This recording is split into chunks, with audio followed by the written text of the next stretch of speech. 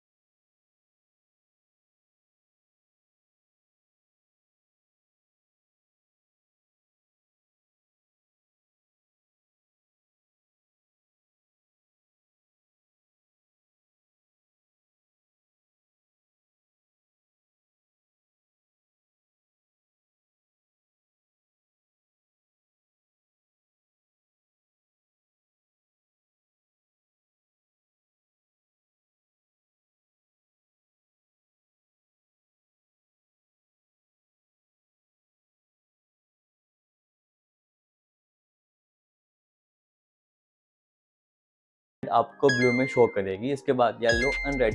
Green का मतलब ये है कि आपके इंजन, कार का इंजन बिल्कुल कूल डाउन, आप इजीली ड्राइव कर सकते हैं, कोई हार्म इंजन पे नहीं आने वाला। लेकिन जब ये लाइट आपको येलो में शो हो जाती है तो इसमें कि आपके इंजन का जो कूलेंट का लेवल है वो मेंटेन नहीं है। आप एक बार वो जरूर चेक कर लीजिएगा।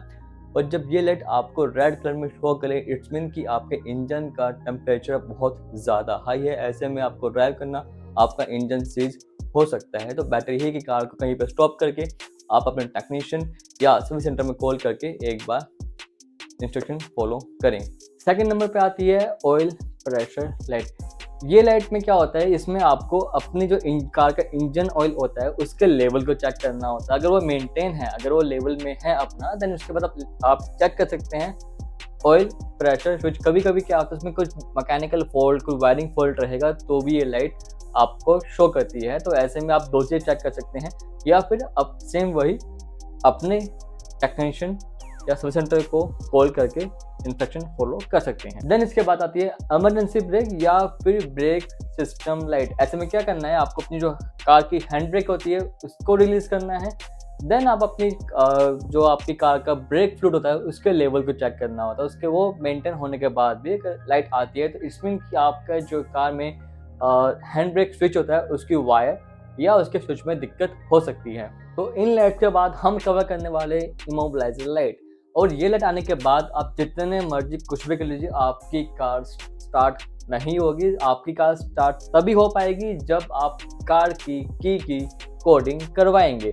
उसके बाद आपकी कार इजीली आराम से स्टार्ट हो जाएगी। इसके साथ ही साथ और भी कुछ पॉइंट हैं जिसमें आपकी ये लाइट आती है, जैसे कि आपकी की में प्रॉब्लम होगी तब भी आएगी, ठीक है। आपकी ECU में प्रॉब्लम होगी तब भी ये लाइट आपके शो कर जाएगी। और अगर आपके ECU से आपके जो सिस्टम आता है इमोबिलाइजर का, उसकी वायर में कोई दिक्कत रहेगी तो भी ये लाइट आपको शो करेगी। तो इनके बाद अगली लाइन में हमारे आती है पावर स्टीयरिंग की लाइट, जो कि आपको शो हो रहा हो। कहीं कभी कभी क्या है, इनको हम EPS लाइट भी बोलते हैं, क्योंकि कई कार के अंदर ये आपका स्टीयरिंग की पावर स्टीयरिंग की जगह एक बॉक्स के अंदर लिखा हुआ है EPS, जैसे कि आपको यहाँ पे शो हो रहा है, ठीक है। ये लाइट आने पर आपकी कार का स्टीयरिंग बहुत ज़्यादा ही हार्ड हो जाएगा, टर्निंग करने में आपको बहुत ज़्यादा मेहनत लगने वाली है। तो ऐसे में हमें करना क्या होता है, ऐसे में हम EPS का मॉड्यूल चेक करते हैं, पावर स्टीयरिंग फ्लूइड का लेवल चेक करते हैं और पावर स्टीयरिंग की मॉडल भी हम चेक इसमें करते हैं। नेक्स्ट में हमारे पास है एयरबैग वार्निंग लाइट।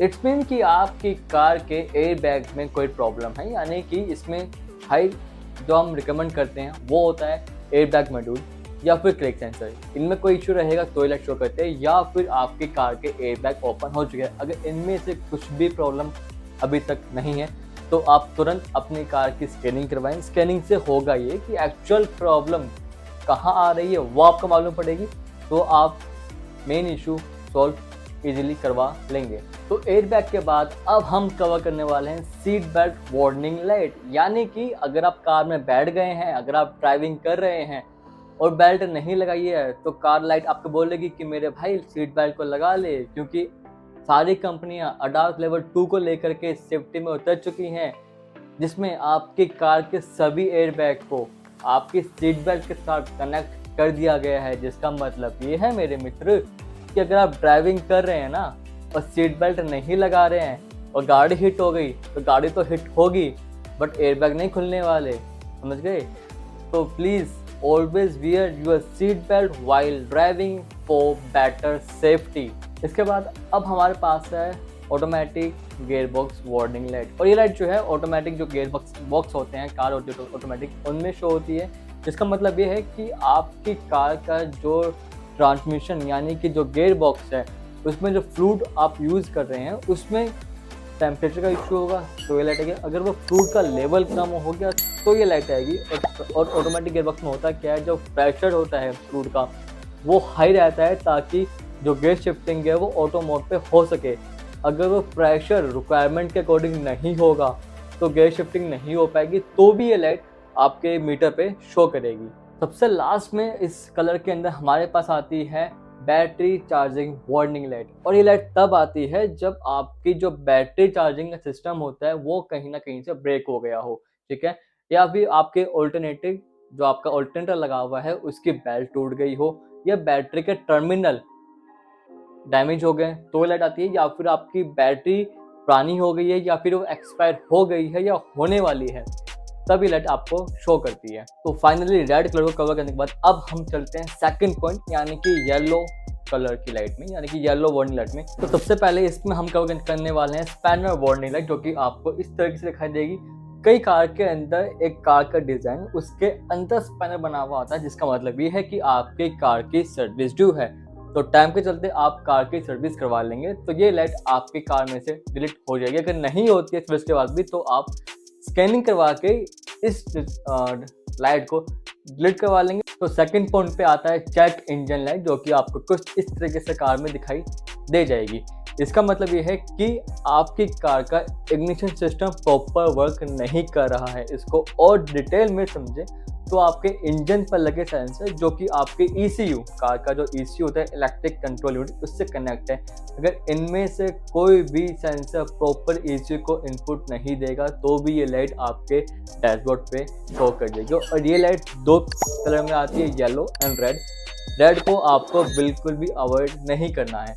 और सेकेंड थिंग ये है कि जिन कार के अंदर CNG लगी होती है और वो CNG कंपनी की ना होकर आउटसाइड फिटिंग होती है, यानी कि आप लोकल से फिटिंग करवा लेते हैं, तो भी ये लाइट आपकी कार में शो बार बार करती रहेगी। थर्ड पॉइंट पे आता है ABS की लाइट। इसमें क्या होता है कि आपकी कार का जो ABS है वो प्रॉपर वर्क नहीं करेगा तो आपको टर्निंग करने में जो है वो दिक्कत यहाँ पे आ सकती है। तो ऐसे में आप चारों व्हील के ऊपर जो ABS के सेंसर लगे होते हैं वो आप चेक करें, वायर का फॉल्ट चेक करवाएं कि कोई वायर फॉल्ट तो नहीं आ रहा। इसके बाद अब हम कवर करने वाले हैं ट्रैक्शन कंट्रोल की लाइट। ये बाय डिफॉल्ट कार में ये ऑन ही रहता है और इसको आप मैनुअली भी ऑन ऑफ कर सकते हैं, और मेरी माने तो आप इसको कार में हमेशा ऑन ही रहने दें क्योंकि ये आपके ड्राइविंग को और भी स्मूथ बनाता है। खास करके टर्निंग पॉइंट में आपको टर्न करने में काफ़ी स्मूथली ये आपको हेल्प करेगा। फिफ्थ पॉइंट पे हमने हमने रखा है brake pad monitoring light. Basically ये लाइट जो है आपके ब्रेक पैड की थिकनेस कम होने पे शो करती है। इसका मतलब ये है कि आपको कार के ब्रेक पैड चेंज करवा लेने चाहिए, अदरवाइज इसमें आपको आगे चल के इन फ्यूचर